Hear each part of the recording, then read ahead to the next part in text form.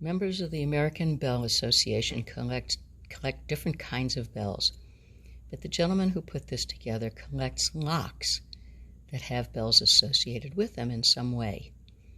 We're at the 74th Annual Convention of the American Bell Association in Dubuque, Iowa.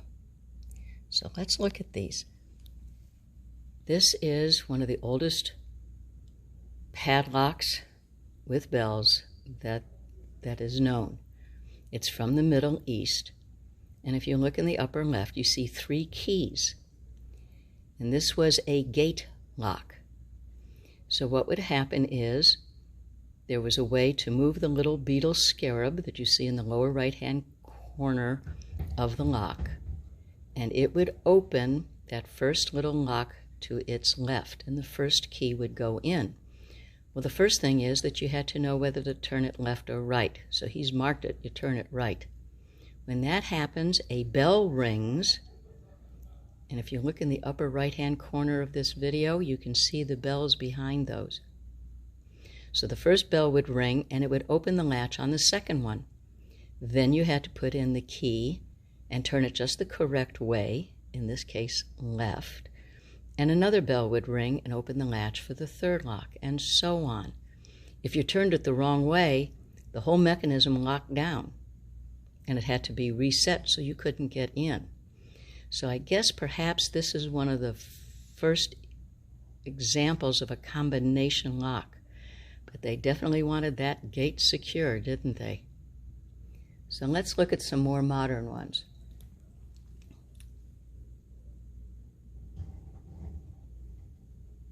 And what these were is you'd put the key in and a bell would ring.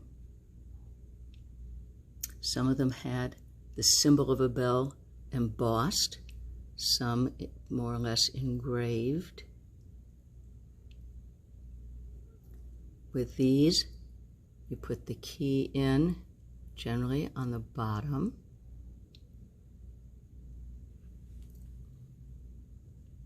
Or in this case, in the front.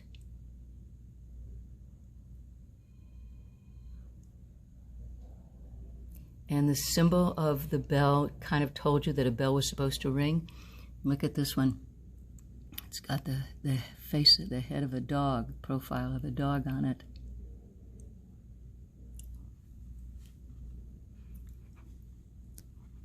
Let's see if I can get out here for you to see. The light's not.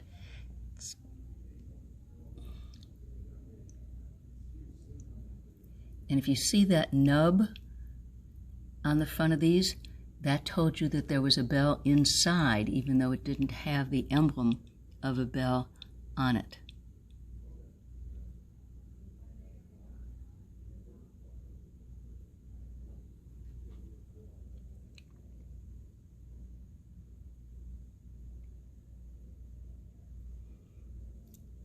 And it's interesting that these say Bell on it, but they're not by a bell company called Bell, Slaymaker.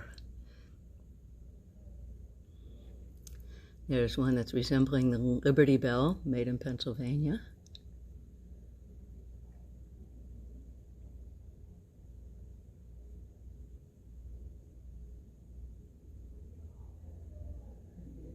And there's a large door lock that had a bell attached to it. This is very, very heavy. And then look at this one, talk about heavy. Big, big, big.